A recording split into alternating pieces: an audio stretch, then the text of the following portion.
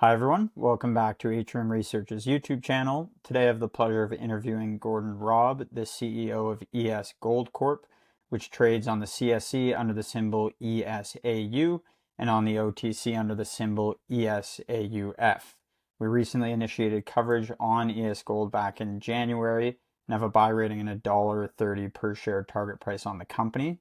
Gordon, great to have you here today. Thanks for having me, Ben. Pleasure. And this is the first time we've had you on. So to start things off, maybe you can give the new listeners that haven't heard the story and haven't seen our research on you guys a quick sort of 3 to 5 minute overview of the company, where you're at today, maybe what you've done over the last 12 months, and then what investors can look forward to over the next 6, 12 months here. Yeah, happy to. For those of you unfamiliar, ESGold is a near-term producer focused on the Montauban project in Quebec. Now, this was a past producing mine in the early 1900s. It was focused primarily on lead and zinc, and there have been a lot of historic tails left on surface. Our primary focus is to go in, clean up these tails, generate revenue so that we could further invest into exploration and development. There's an incredible exploration profile here. This is a past producing mine that never explored deeper than 200 meters at depth, never focused along strike or did property-wide exploration. We believe that there's an untapped system that is just itching to be discovered, but we're approaching it with a different model. Is rather than going out and raising money year over year over year over year, we are building our mill so we can process these tails to generate revenue to be able to fund exploration and development ourselves. It's true business in the sense of revenue, then growth. The last couple months have been quite exciting as we've really expanded this exploration profile. Our 3D survey came out that showed serious anomalies in exploration targets. We have our maiden drill program that's going to be happening this spring, where we're going to be focusing on the existing surface crown pillar that we have a historical resource on, as well as some step out drill holes a little deeper that to target those anomalies we found with the 3D model. We are currently building, we are permitted for up to 1,000 ton per day operation and are in a full build out mode right now. So we are quite busy up north in Quebec, installing, receiving equipment, more equipment's on its way, but we are in the full build out mode right now. Things are really coming together quickly and efficiently, and it's people are cold, but staying very warm, working hard. So we're very pleased with the progress that we've made so far and are aiming to be in cash flowing by the end of the year. Amazing, amazing. And I think the business model makes a lot of sense in this day and age, or this day, with gold being where it is and the value of these metals being so high.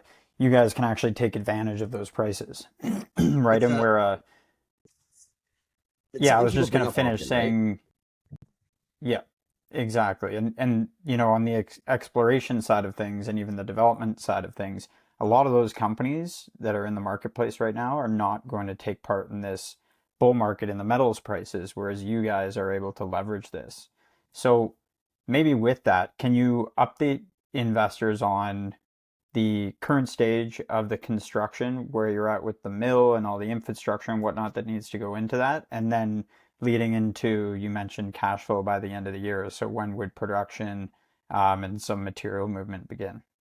No, it's a great question. And just to touch on the point of taking advantage of the opportunity is this company is not new. This company was started with this idea from our chairman, Paul Mastromantuno, 15 years ago, where they saw the opportunity with the tailings on the surface. This is a town that was built around this mine. There is a need to clean up these toxic tails on surface. So the steps in order to process these tails began a long time ago. Permitting process took place years ago. We're fully permitted. The drilling of the tails to figure out the exact 43101, the compliant resource in those tails. So we knew the tonnage, we knew the grade, we know exactly the amount of resources that we're dealing with, that we're trying to extract. All of this work has taken place over the past few years. That puts us in a position now where we're really in the final stretch just to get into production. Now, where we are right now is where the building is complete. The building is insulated. We were a 16,000 square foot facility. We've added on, we're over 20,000 square feet now with our own lab and gold room. We have equipment arriving. The mezzanines are going in today. Equipment's arriving every day. Installers are working every day. There's always a few challenges as you're building a mill in the wintertime, but things are moving Yep. very smoothly. It's more equipment is still on the ships coming across the ocean that we're expecting here any day, and continue to deliver and install. We're processing. I think people always talk about mining and milling. It's important to remember right now, while we are in the mining space, we're not a mining company. This is processing. This is material that is on Yep. surface. This is our processing Yep. costs are so low because one, all the infrastructure is in place. This is if you go to the town of Montalban, you drive through town, you go up the gravel road, 5 minutes later you're at our building. Is we are right there. You drive through town, it's house, tailings pile, house. The town wants this cleaned up. The province wants this cleaned up. The federal government wants this cleaned up. So all the stakeholders are able to take advantage of what we're trying to accomplish here. And with that, you said it, the economics. The price movement we've seen in the last 6 months has been very exciting because our plans haven't Mhm. changed. This was economic 15 years ago. It's today, it's a little bit shocking just from a tails extraction to generate some revenue so that we can further explore and develop. Now, these exploration programs are going to get quite extensive because we'll have the cash to do it just from the revenue generation from these tails. Yeah. And you mentioned the mill is currently permitted for 1,000 tons per day. What will production look like, towards the back half of this year in terms of throughput? I imagine you're going to have sort of a phased approach in scaling that up. Yes, we're having the conversation right now about starting going right to 1,000 tons a day, or starting a little smaller. It makes a little bit of sense on the economies of scale to build out right away to get up to that 1,000 tons Yep. per day. Get all the equipment installed. We're ordering all the equipment for it. It's it's where we decide to start. There's the conversation that we're having right now. And yeah, we'd like to scale properly to make sure that we don't jump straight to 1,000 tons a day on day one and make a mistake. There's general business practices here that we want to make sure that we're moving effectively and responsibly. But our team that is in place, our engineers that are in place, have been on this project for about 10 years. They're quite familiar with the systems that need to happen, the metallurgical work, what we need to do to be able to hit the ground running. This has been a Yep. long time waiting to get to the point we are at today, and the next few months are going to be very exciting as we get ready for that first pour. hmm And it was interesting when you mentioned the material's already there. You're not mining, you're not drilling, you're not blasting, and doing everything that comes with that, including the costs associated with that. Um, can you talk about these tailings dumps? Where are they? What do they look like? What's the process to get them to the mill? How far are they in proximity? Things like that, just so people can sort of get that picture in their head. Yeah, it's this would be a great time to go through the presentation, and it's I would urge anybody to look at our website, look at our presentation, because the bird's eye view pictures really show a good idea of where our building is in relation to these tailings piles. Is the town runs this way? There's the town's here, our building's up here, and there's a tailings pile right beside our building, just south of the town, a little bit off screen. It's Yep. full surrounding. Our trucking costs are minimal, and we're hmm scooping and trucking. That's the process right now. Is Yep. we're moving it from point A to point B. What's very exciting about this environmental remediation work that we will be doing is we're going to create an environmentally neutral product by the end. These are toxic tails that will be neutralized. So we have a lot of capabilities with this aggregate, this environmentally neutral aggregate as the end product, where it can be used for road building, it can be used for construction material, it Right. can be used for complete environmental remediation of the land. So the goal here is to remediate all of this to clean up that toxic tails that is surrounding this town and has been for decades. hmm So I imagine, right, huge ESG support around that from the town and the surrounding communities to get things cleaned up. Well, And absolutely. But just on that note, is ESG, yes, there's an environmental component here, but it also makes sense in the business side is we don't have to build a massive tailings facility to store more toxic tails. Is if we can yeah. neutralize this, make it environmentally safe, then it makes economic sense for us to do so. hmm hmm Yeah, that's an interesting angle as well. I think, Is there revenue opportunities for that aggregate, or is it just something that you'd be kind of giving back to the community? There's always revenue opportunities. We are exploring all aspects, right? Like there's certainly some that we're going to be giving back to the community. If it can be used for municipal road building, then by all means. There's certain areas that will level it, will fully remediate the area and the land. There's opportunities to build bike parks. There's opportunities for construction Right. material. This is a million tons of what will be an aggregate. We also do have a Yeah. strong mica component, which will be separated with gravity separation. And mica is another commercial product that we'll be able to sell, will contribute to our revenue. Because there's a lot of angles here when you're processing material that's already on surface. Yeah, and that's actually what I was going to bring up next is obviously it's ES Gold, but there's a pretty significant mica component in that, and then there's also silver. Can you kind of talk about the different split in the different metals in there? Yeah, in reality, this company should be called Silver G, because it's a stronger silver component in that. We're looking at about 1 million ounces of silver in these tailings alone. It's a higher silver component. Where if you look at the past production profile of the three companies that operated the Montalban mine, when they were in the lead zinc system, the silver gold ratio was significantly higher silver. Um, with Anacon, with Tetro, it was again higher silver content. And then with Muscatrol, when they were focused on the gold component, they moved a little bit more so, or closer to what we believe was the heat source where they were mining, because the silver to gold ratio jumps about 3 to 1. So it really goes to show there's a lot of exploration potential to really understand this system just on those ratios alone of what we're dealing with. So Yep. there is a significant silver component here. There's a significant gold component here, but the material that lies in the clustered VMS style system is we're really excited to be able to sink a drill into this to figure out what Hmm. else will work. Yeah. Yeah. And that does lead me into this exploration program. So obviously, near-term revenue, that revenue will fund larger and ideally larger exploration programs to really show the true extent of this potential deposit here. Can you talk about what the 2026 program looks like? You mentioned that you're going to start getting on the ground in the near term in the spring here. Yeah. But specifically, have you mapped out much of an exploration program yet? Oh yeah, we're in the process of like just finalizing it right now. It's going to be split between defining that surface crown pillar where we have a historic resource, and this surface crown pillar, I believe, is very undervalued when people look at ESGold. Is we have 2 blocks in this 2 kilometer strike of a surface crown pillar. It's incredibly mineralized. It's high grade. It's to be able to define this, put a resource to it, to be able to add it to a mine plan, because this is on surface material.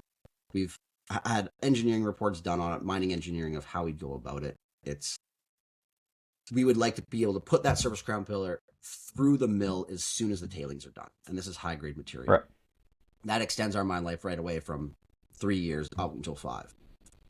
From there, then we'd like to do the deeper drill programs, those step out drill programs, to really figure out that system. But going after known targets, known mineralization, to be able to add that quickly into the mill is also important. We're trying to. Yeah. The nice thing about having a mill on site is every ounce we find is a production ounce.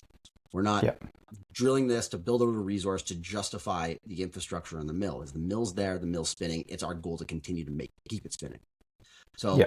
by targeting that surface crown pillar, we're able to add a resource to it, figure out exactly what we're working with, and then work on the mine plan that will follow to directly follow the tailings. Yeah, yeah, absolutely. And that's where the business model really stands out amongst your peers is that if you find 100,000 ounces, that's massive, right? You don't need to go down the line, PEA, PFS, FS, raise money, permits, et cetera, et cetera. That value can be extracted very, very quickly. And with that, the cost of discovery in theory should be the same, if not cheaper, due to the location than most of these other operations and exploration companies across the country. And that's exactly our plan, right? Like when you look at this surface crown pillar, right? Like it's in the 2 small blocks, like the grade is unbelievable on this historic resource. So we know there's material there. We know that it's easily accessible because it's right on surface. We know that we can add that with, I would say, not a significant amount of drilling.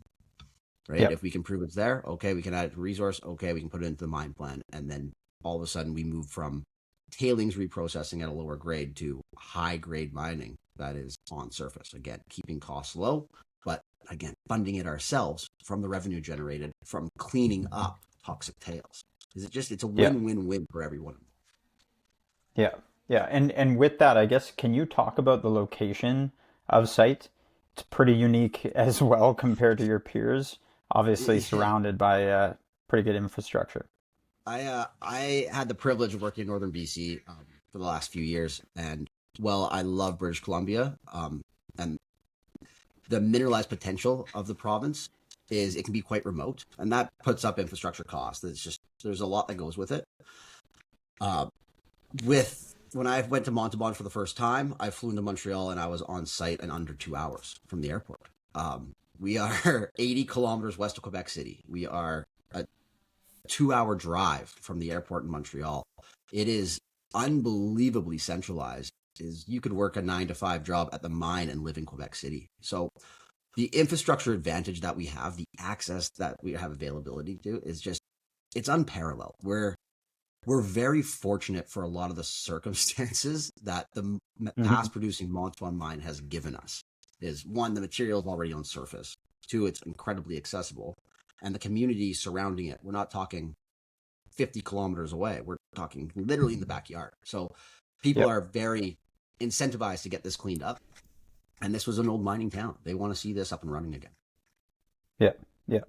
And that goes with, future potential as well. If you do discover a resource, that resource is large enough to justify an expansion, all of those costs are decreased compared to a lot of these more remote projects that are expanding or building, etc. You guys, I would imagine, would be able to incrementally grow, the capacity, the operation, etc., with, at a really low cost relative to some of your peers. The logistics conversation is a lot easier to have where we are in Quebec than working up in northern Hmm. BC, just Hmm. with food and supplies and helicopters. We had a consulting geologist drive his 2-seater convertible up to the building. Right, you don't Yeah. get that sort of access in this business. No. And that's where we are. So he like we're in very good shape. We're very fortunate for the situation that we're in. Right, I want to emphasize Hmm. that is people talk about tailings, talk about the high metals prices of everything that works, but where we are, what we have it, what we take advantage of, the infrastructure, the location, like Quebec is a phenomenal province to work in. We are in a very safe Yeah. jurisdiction because they want to see project pick up. They want to see this move forward. Yeah. Yeah. Absolutely. So maybe stepping back, let's talk about ESGold, the company as a whole. Can you touch on the management team, the board, any notable highlights there, as well as the cap structure in terms of your shareholder base, and what that looks like?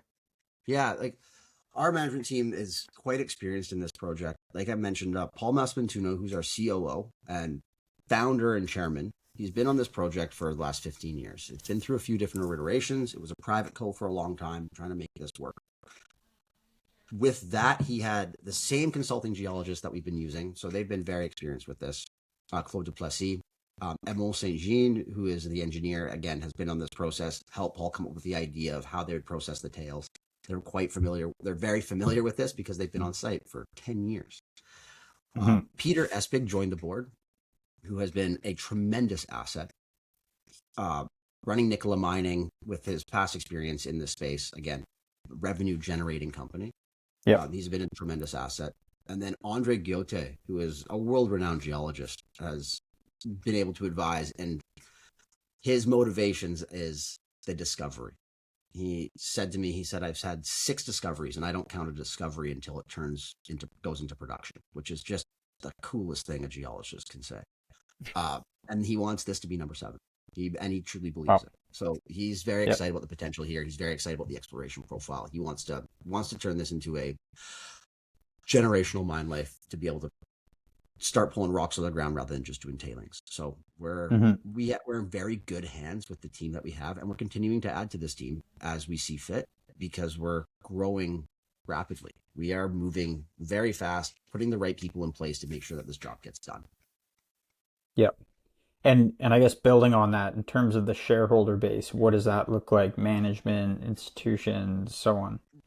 Management holds like I'd say well 6-7% of the company, right? They've been in it for a Hmm. long time. We have some strong family offices out of the U.S. that have been supporters and continue to be supporters. But a big piece of the pie is the friends and affiliates of our shareholders. It's quite tight because, like I said, this has been the founder's dream.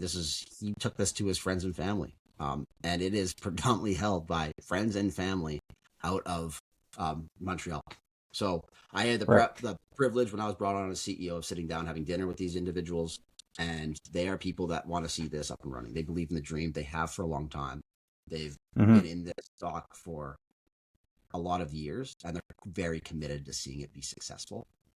It's where we have strong support from shareholders that have been in this for a long time that want to see it come to fruition, which is that production profile and then that blue sky exploration potential. Yeah. Yeah. Absolutely. And I think again, it's we look at some of the numbers in our initiation report, which I encourage investors to check out because we do talk about what you guys might be able to produce next year, the year after, how that, connects to revenue and what that revenue looks like. We were using $4,000 gold. It's already, beyond that very quickly. And so there's so much meat on the bone for you guys to take advantage of that. And then it's not like it ends there. Like you have a certain amount of tailings and then it's over. There's so much more opportunity with the exploration and what you can discover over the next handful of years. This is something that could be a pretty meaningful operation one day. Starting small, cash flowing, revenue generating, and then taking it from there. And that's exactly our plan. Yeah. So, with that, Gordon, I appreciate the time. I wanted to sort of leave the floor to you if you had any closing remarks for investors before we wrap up here. You know what? Never hesitate to reach out to me. Please go to our website. I encourage you to check out our website, our corporate presentation.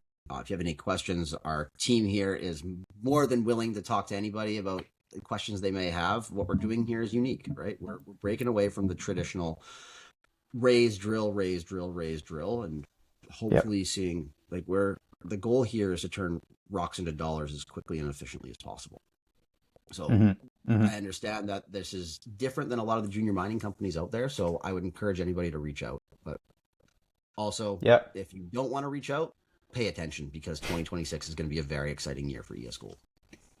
Absolutely, absolutely, and with that, investors, you can also find our research on ES Gold throughout the year at atriumresearch.ca and get all the updates as ES Gold continues to execute. And lots of big catalysts coming in this year. It will be quite a transformative year for the company and Gordon. And again, Gordon, thanks for your time today. Thanks for having me, Ben. Appreciate it.